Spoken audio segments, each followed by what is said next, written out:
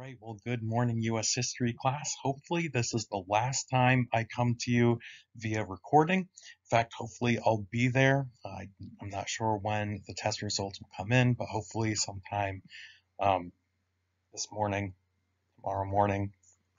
Anyway, let's get started with some really fun stuff today. We're talking about the growth of technology during the Cold War, and one of the biggest ways that technology grew by leaps and bounds was in the area of communications.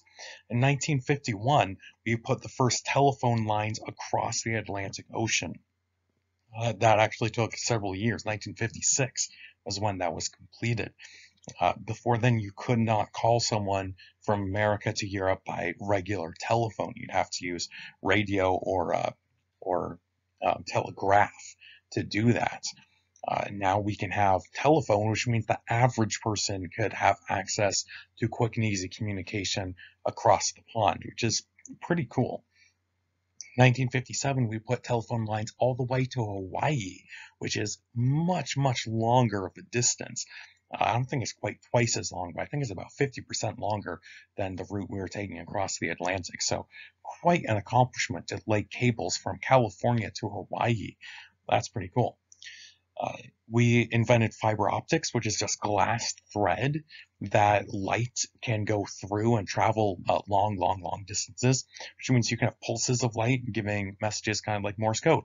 And you can have those pulses of light be zeros and ones for a computer, which means that you can transmit data very fast, the speed of light, very long distances. So fiber optics advances and radio advances led to the very first cell phones. And here's a picture of the very first commercially available cell phone in 1973. These things would have cost fortunes. They would have cost as much or more than a car. They were incredibly expensive. And they would have had very short range, very low battery power, but they're really cool. The way a cell phone works is your cell phone uses something like a radio signal to call a local tower, and then that tower is connected to the actual physical landlines and transmits it to that.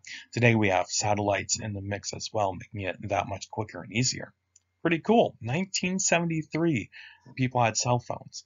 Now, of course, that would have been just a handful of incredibly rich, important people who felt like they were tied to the phone. This would be like business CEOs, that type of thing, not your average day person. It's going to be another 20 years before the average American is buying cell phones like this, at least.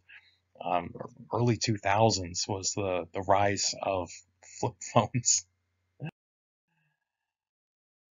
TVs were becoming much more popular, and as TV production increased and the technology got bigger, the TVs got smaller, they got better quality, and they got much cheaper, which meant the average person could afford one. In the 1960s, about 90% of Americans owned a TV, so it went from being this super luxury to just an everyday thing that regular people have. Not a lot of channels on TV.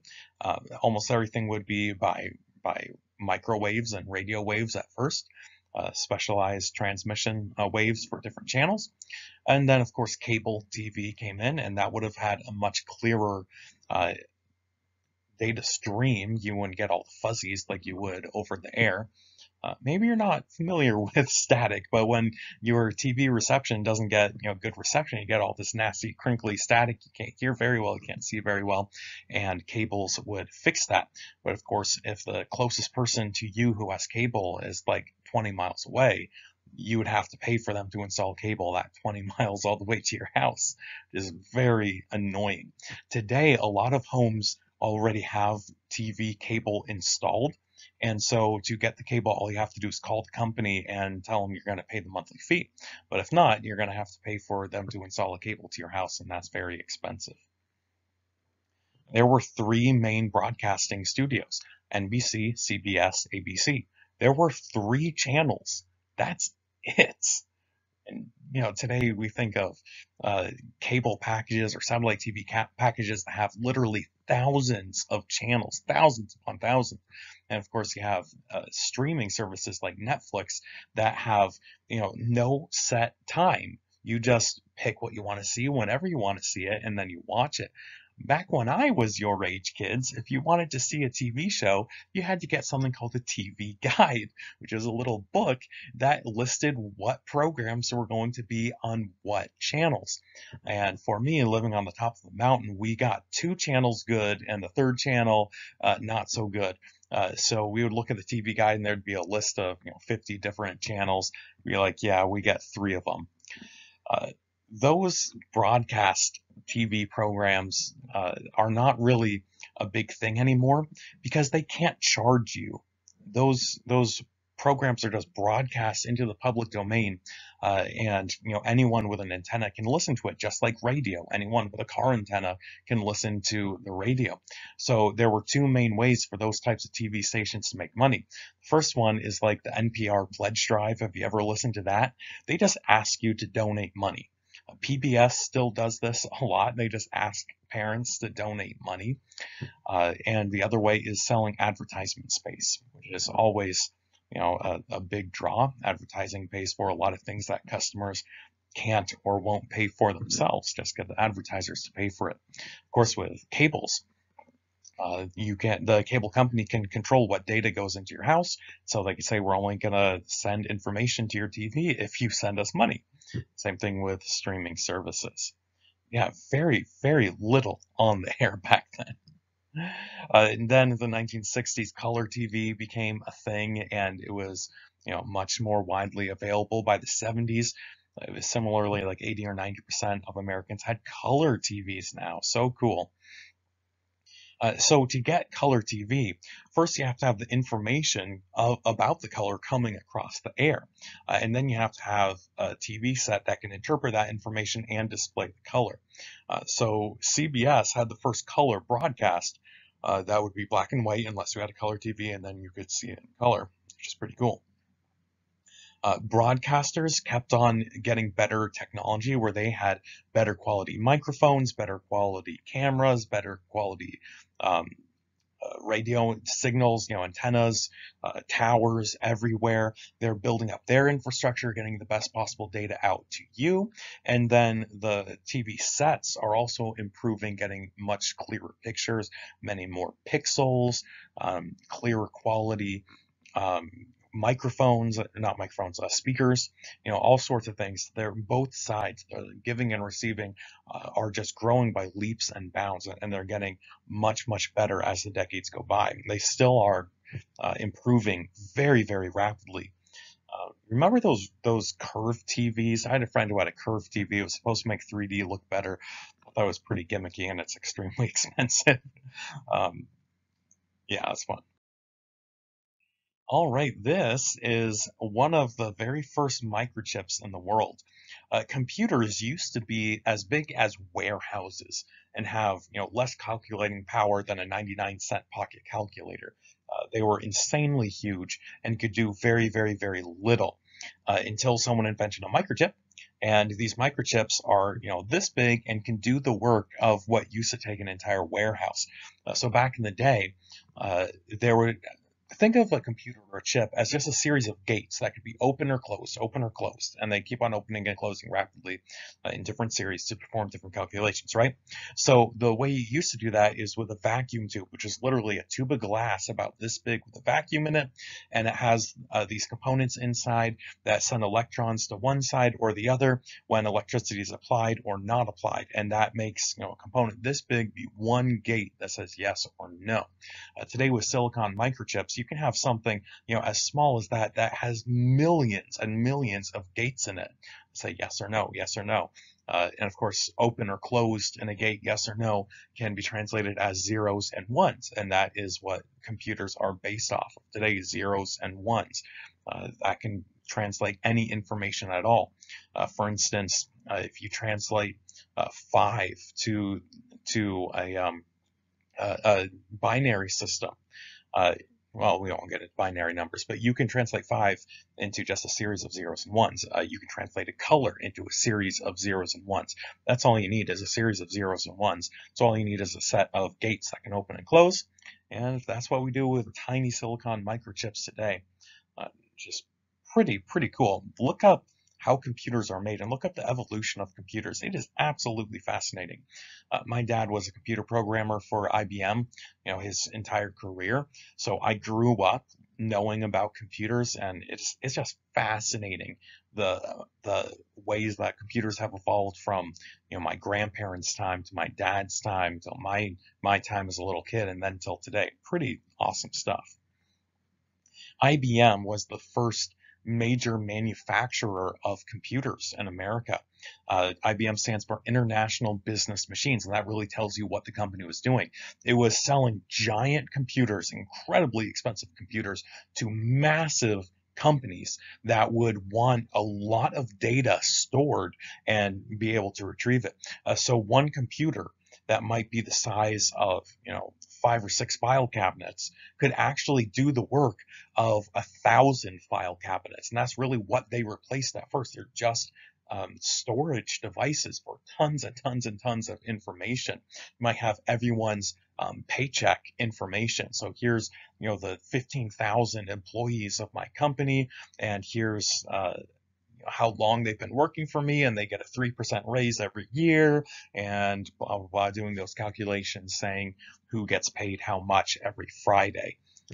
That took the work of a lot of secretaries, and a lot of stacks of paperwork are now being computerized.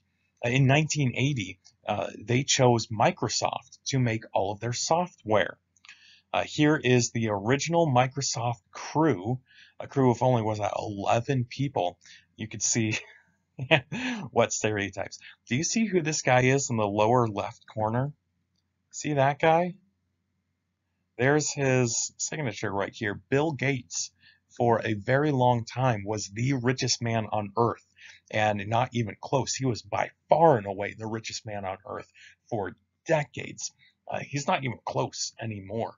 Jeff Bezos was the richest man on earth, and then he got divorced, gave half his money to his wife, and he was still the richest man on earth, which is kind of insane. There's quite a few other people who are way up there. Jack Ma, founder of Alibaba. Elon Musk is up there. Um, Pretty insane. Uh, Hardware is what we call the physical parts of the computer, and that's what IBM made. They manufactured computers. They did a lot of engineering and creating and physically making things. That's what they did in the IBM plant in Vermont, in Williston, Vermont. They had this clean room that was one of the cleanest places in the entire world, where they scrubbed everything down and they put you in these, full body suits, look like you're in a spacesuit. I got to visit once, take a kid to work day. So cool. They cover you up head to toe in these spacesuits. They have the most amazing air filtration techniques and all sorts of stuff. To make sure this air is super, super clean. And they would take these wafers of silicon, imagine a piece of silicon the size of a dinner plate, and they would use a computer to print all the different wires and circuits on them. And they would make all these little microchips that are only, the size of a Cheez-It or something. And they would print hundreds of those on this big silicon disk and then slice them up. And each one of those microchips would be worth like a couple $100. So this plate worth of microchips would be worth thousands and thousands of dollars. And that's what they made there, very high-tech engineering.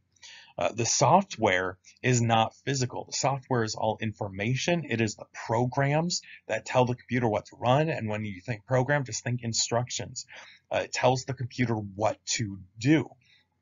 And as computers got more and more complicated, you would need more and more complicated programs, and that's where Bill Gates comes in. He and his team just write instructions for the computers. That's what Microsoft is. That's what Windows is. That was their major, still is their major program. At first, early computers didn't have any software. People would physically have to flip switches up and down, on and off, and the people are doing all the work, and they're not, really using any programs. There's a cool movie with Benedict Cumberbatch about Alan Turing, who was one of the very first computer scientists in World War II, and it shows old computers like that where people are flipping switches instead of a computer doing that for them. Just pretty insane. And then someone invented punch cards, and these are really cool.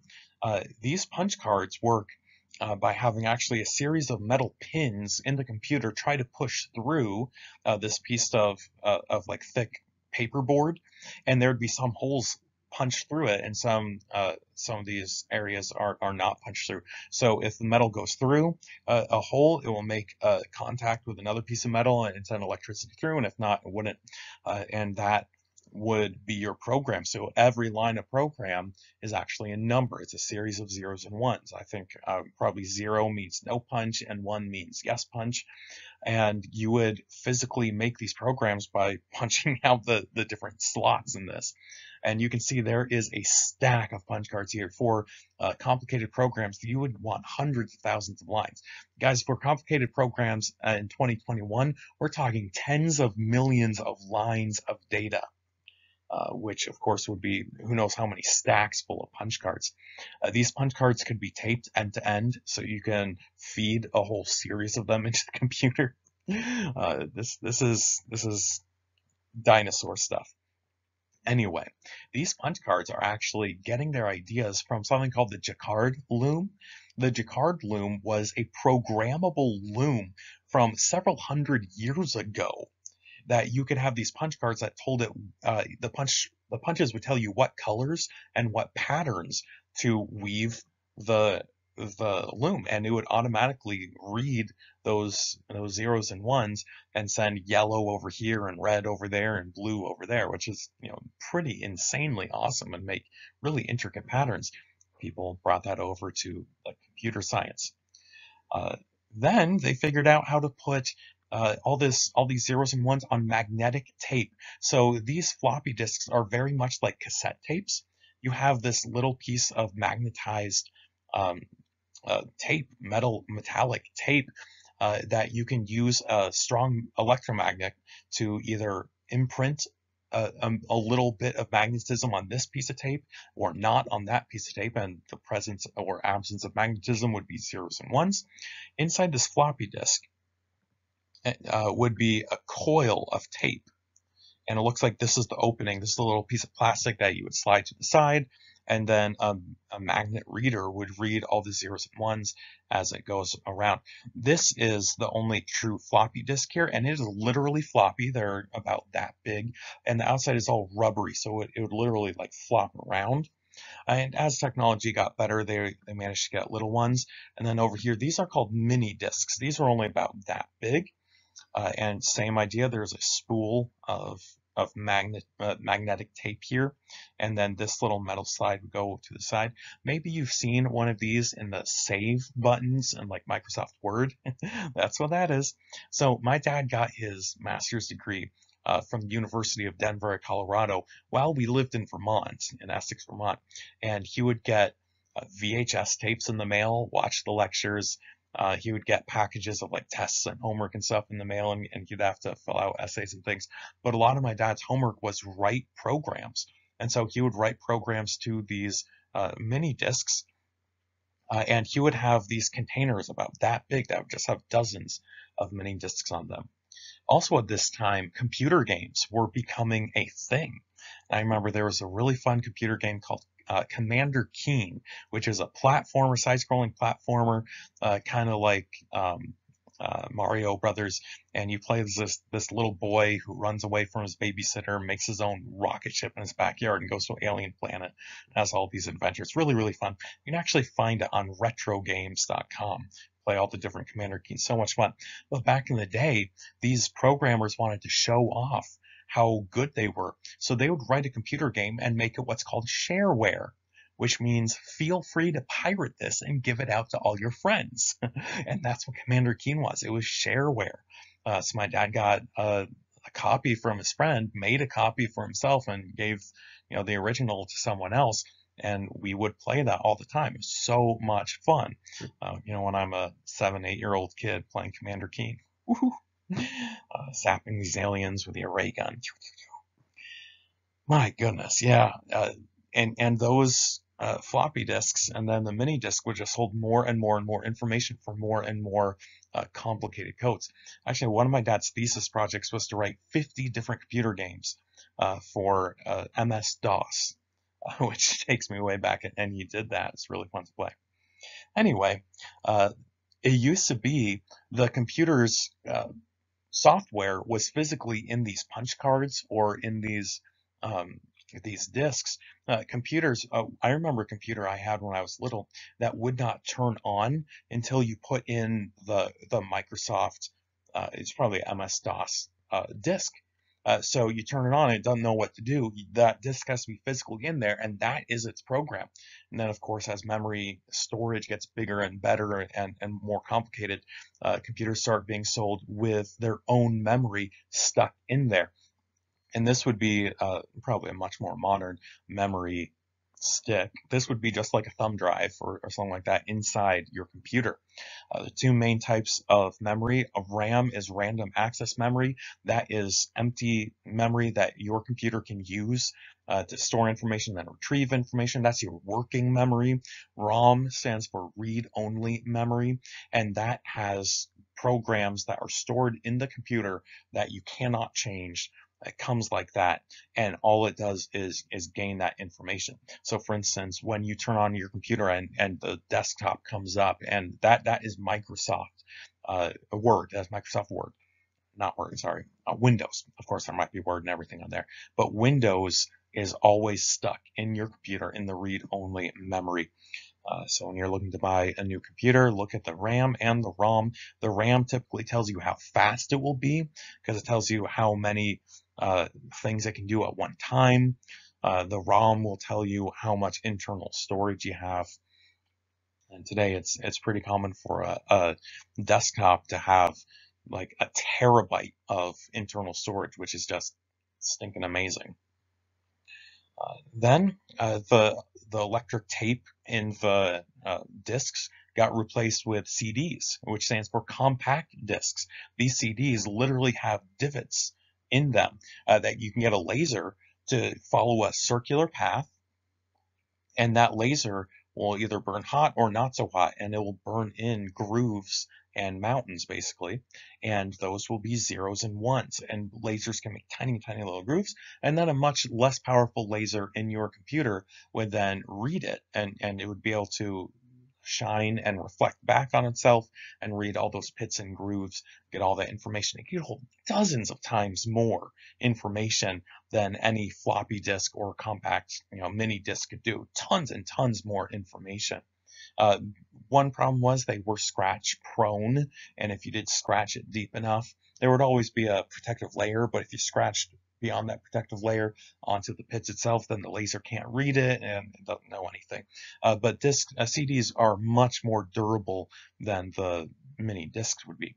Then DVDs were invented, which look and function exactly like CDs, but they are slightly different and they hold dozens of times more memory than CDs do.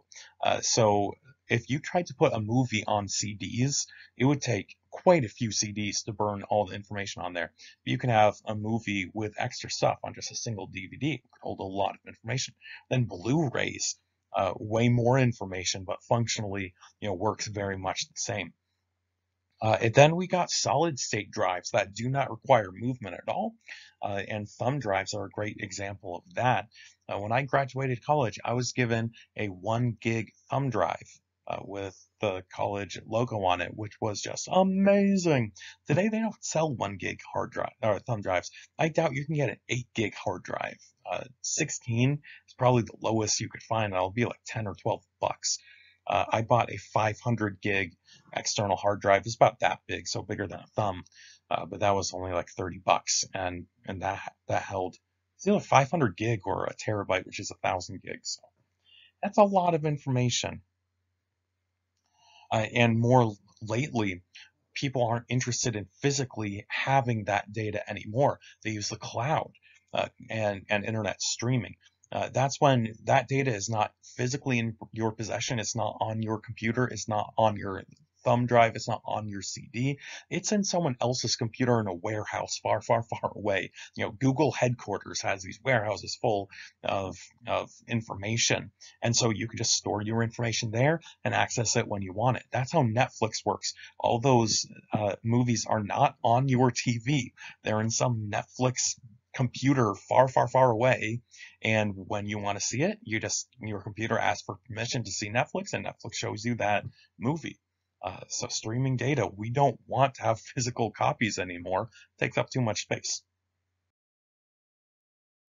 Microsoft was a brainchild of Bill Gates and Paul Allen. And in this first picture, Bill Gates looks like he's about 12, but he must be much older than that.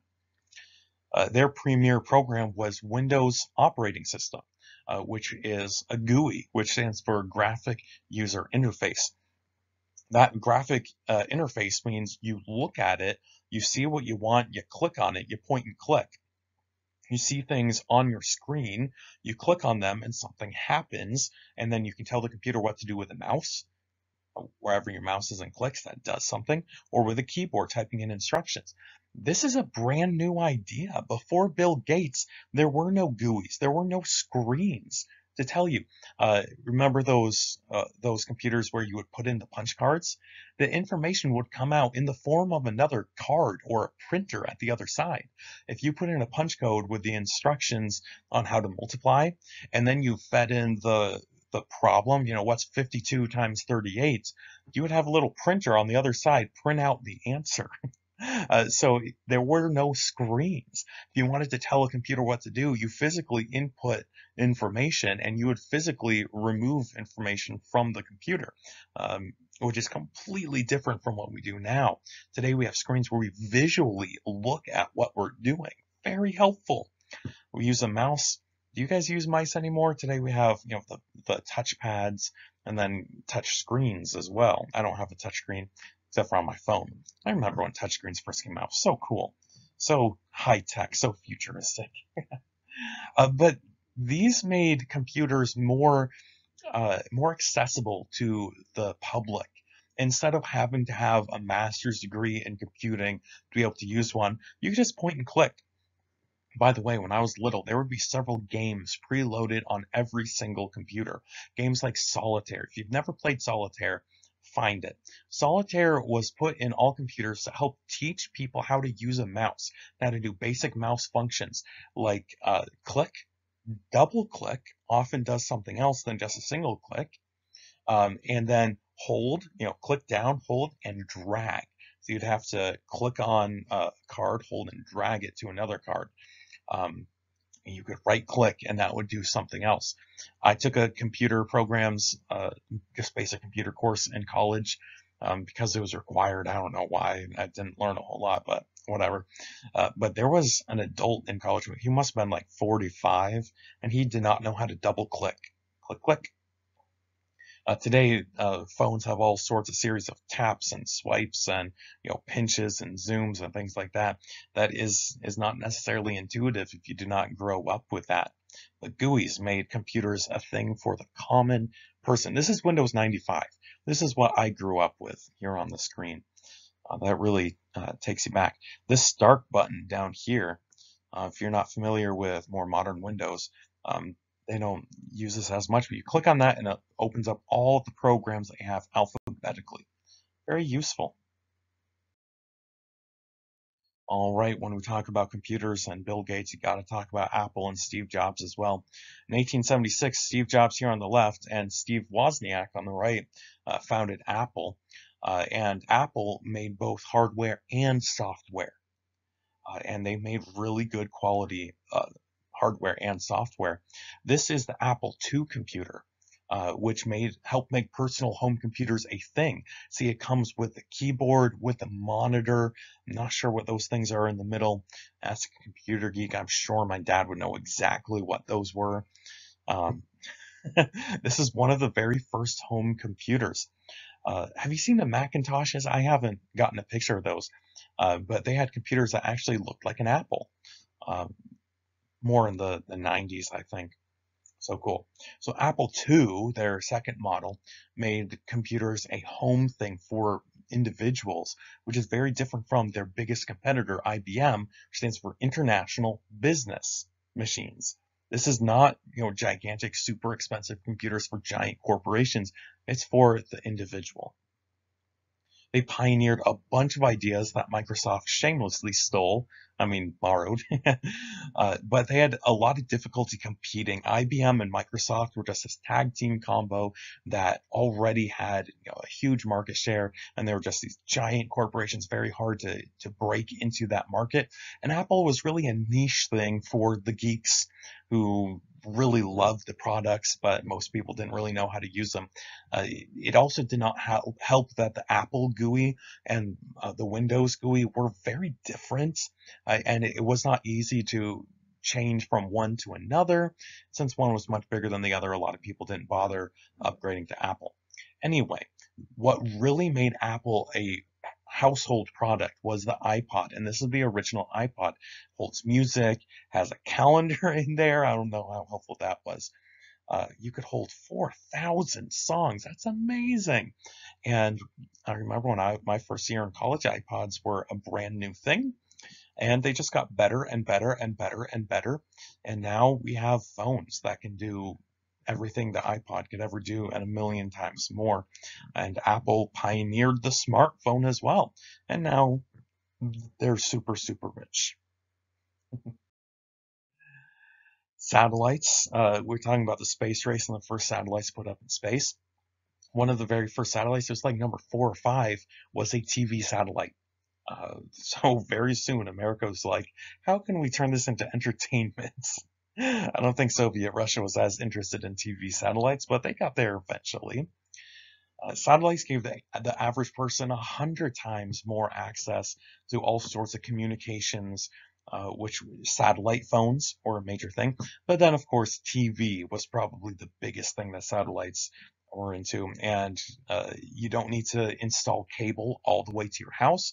All you need is buy a satellite dish and point it in the right direction, and you could pick up that program.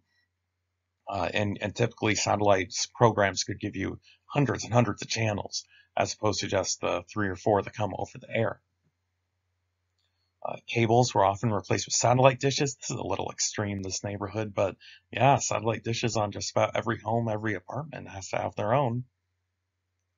And then fiber optics replace cables as much more information is able to be streamed through them. The GPS system of satellites could pinpoint your location to within a yard. This is amazing. To know how far you are, a satellite can measure exactly how long it takes for a ping to go all the way from it to you and back again.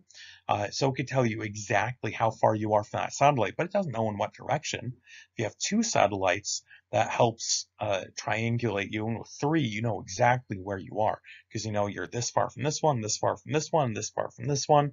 And typically there can be like a dozen GPS satellites in the air, all telling you exactly how far from them you are, and you know where you are to within accuracy of just a few inches today, which is pretty amazing.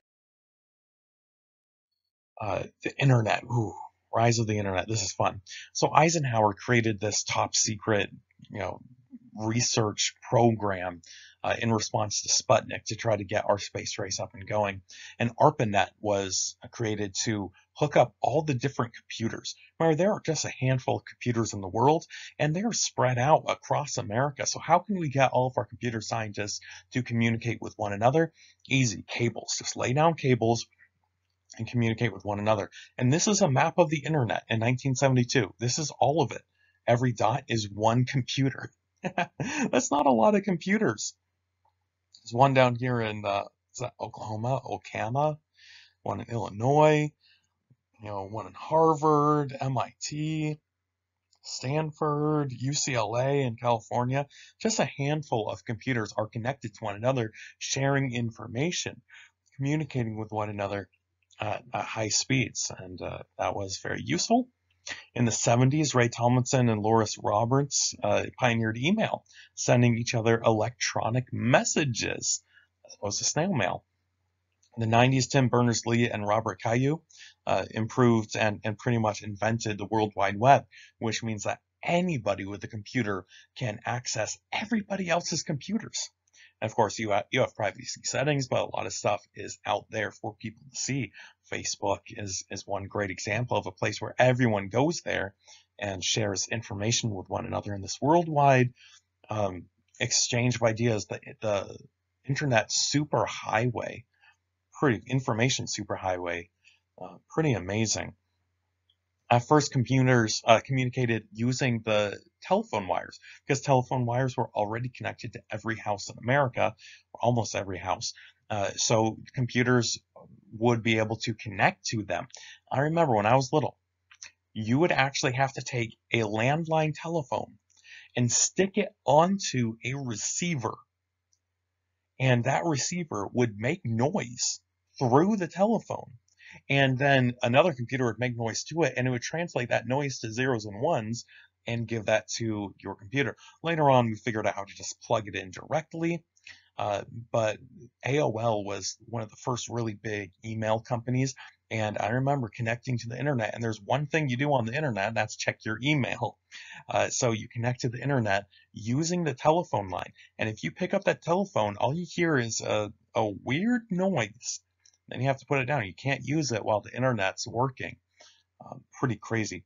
I have the dial-up sound of AOL in the next slide, so we'll look at that in just one second. Nowadays, we don't use telephone wires anymore because we have our own wires, dedicated high-speed fiber optic bundles that can send way more information way faster. And then, of course, satellites give us a lot of our information as well. I'm sure you are familiar with Wi-Fi. This is wireless internet. When I was your age, you had to be plugged into the internet, and now you don't. It's all wireless. It's not really all wireless. Wi-Fi is very short range, and it uses literal radio signals to communicate with your laptop or your phone. Did you know your laptop is a radio set? Well, it is. A very short range radio connects to a router. That router connects to the modem, and the modem connects to the internet. Let's see how that works. So, say the internet is all out here. When I say the internet isn't a thing really. What I'm really talking about is all these other computers that have the information you want. So let's say you want to go to Wikipedia. Well, Wikipedia is physically stored in dozens of giant computers, probably scattered across America and across the globe. They have these dedicated servers that just have information on Wikipedia.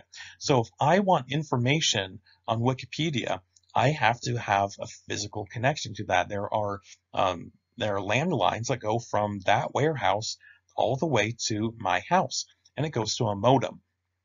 A modem is something that translates the internet to a more house-friendly thing. So you know how the power lines outside have a ton of power. When it comes into your house, it needs to be ramped way down to give you a household level of power. And that's kind of like what this happens. It's translating the digital and analog back and forth.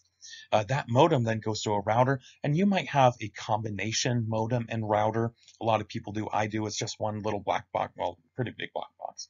The router connects all the different devices in your house and typically is also wireless, has all these different antennas that give off radio signals. So it might connect you to your laptop and your phone. You can also plug into routers. Most routers have multiple ports where you could plug in a wire. So if you want higher speed, if you want better range, you could physically plug in a computer or a printer or any other kind of thing that you want internet to. So now if you want to, let's say I'm at school and I want to print something, I just tell my laptop to print it, and that laptop goes to the school's router. Then from the school's router, I'm pretty sure the printer at school is physically wired in. Yeah, I know it is. So it would go here to here to here. And so that's not actually visiting the internet at all, is it? But that does mean if I have permission, I could actually be at home. And if I'm at home, it goes from my wireless laptop to my router, to my modem, which is in the same box, to the internet, and then back to the school's router, and then to the school's printer, and then it prints off. So technically, if I have the information and I'm logged in, I can print something from China and tell my computer to print. Unfortunately, that also does mean that a lot of devices can be accessed by bad guys who want to do bad things. And we just saw that down south, one of America's biggest oil pipelines was hacked, and the bad guys told it to stop flowing oil. So there was a major gasoline crisis in Southern America for the last week. And thankfully, it's either up and running or they say it's going to be up and running very, very soon. But look that up in the news. They hacked the gasoline. There are a lot of very critical things in America that if you just told them to stop, that would be a problem. I mean, we have massive computers in big cities telling stoplights when to go red or green. If someone hacked into that and made all of the lights in New York City turn green all at once, that would cause mass chaos. That would be bad. So maybe it's not such a great thing that the internet is connected to everything. And a lot of our top secret computers, nuclear launch computers, are not connected to the internet at all. They physically cannot be connected to the internet, so no one can hack into our missile computers and tell them to launch. That's a good thing.